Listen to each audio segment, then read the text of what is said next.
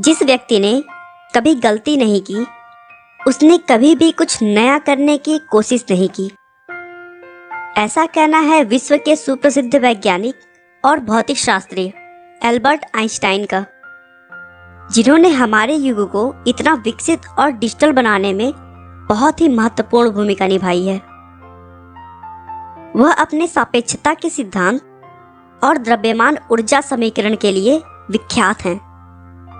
इस फार्मूले का उपयोग मुख्यतः एटॉमिक बम बनाने में किया जाता है, जिसके लिए उन्हें फिजिक्स के नोबेल पुरस्कार से भी सम्मानित किया गया था।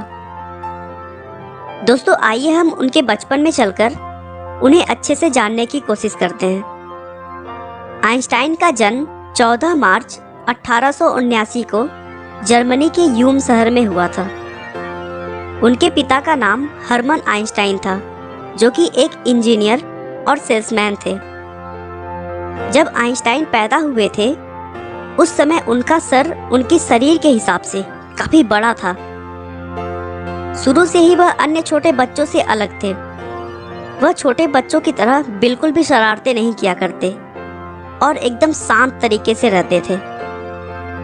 दोस्तों, बच्चे पैदा होने के बाद अक्सर 1 या फिर 1.5 साल में बोलना शुरू कर देते हैं, लेकिन उन्होंने बोलने में 4 साल लगा दिया था और करीब 9 साल तक अच्छे से नहीं बोल पाते थे, जिससे उनके माता पिता को उनके भविष्य की चिंता होने लगी थी। आइंस्टाइन को अपने उम्र के बच्चों के साथ खेलना भी बिल्कुल पसंद नहीं था। उन्होंने अपनी कहीं अलग ही दुनिया बना रखी थी। उन्हें हमेशा संडे का इंतजार रहता था, क्योंकि उनके पापा उन्हें हर संडे किसी शांत जगह पर घुमाने ले जाते थे और वहां बैठकर आइंस्टाइन पेड़ पौधों और इस ब्रह्मांड के बारे में सोचते रहते थे। उनके मन में हमेशा यह बात रहती थी कि आखिर ये दुनिया चलती कैसे है। अपनी शारीरिक कमियों और न बोल पाने की वजह से उन्होंने स्कूल जाना बहुत लेट स्टार्ट किया। उन्हें स्कूल एक जेल की तरह लगता था। उनका मानना था कि स्कूल एक ऐसी जगह है जहां कोई भी आजाद नहीं है। इस सोच के पीछे एक कारण भी था।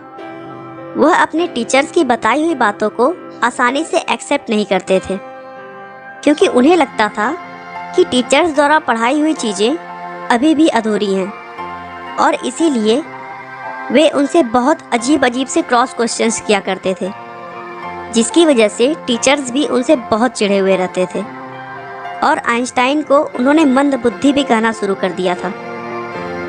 बार बार मंदबुद्धि कहने के कारण आइंस्टाइन को एहसास होने लगा कि मेरी बुद्धि अभी विकसित नहीं हुई है, और एक बार बात बात में उन्होंने अपने एक टीचर से पूछा कि सर, मैं अपनी बुद्धि का विकास कैसे कर सकता हूँ। टीचर ने एक लाइन में कहा, अभ्यास ही सफलता का मूल मंत्र है। टीचर की उन बातों को आइंस्टाइन ने अपने दिमाग में बिठा लिया और एक दृढ़ निश्चय किया कि अभ्यास के बल पर मैं एक दिन सबसे आगे बढ़कर दिखाऊंगा।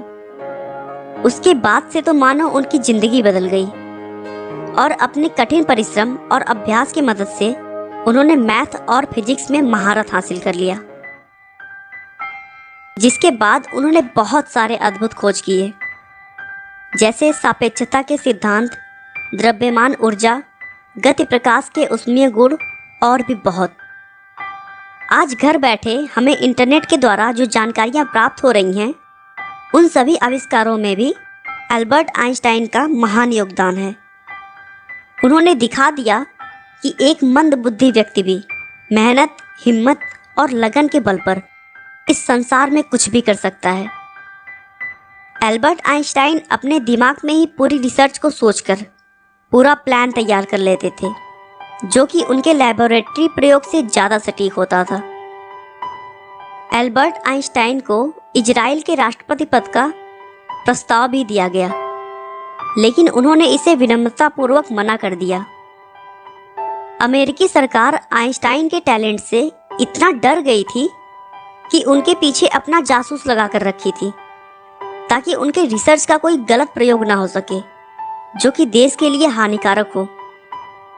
यहाँ तक कि एक पैथोलॉजिस्ट ने आइंस्टाइन के 100 परीक्षण के दौरान उनका दिमाग चुरा लिया था, ताकि वह उनके बुद्धिजीवी होने का पता लगा सके।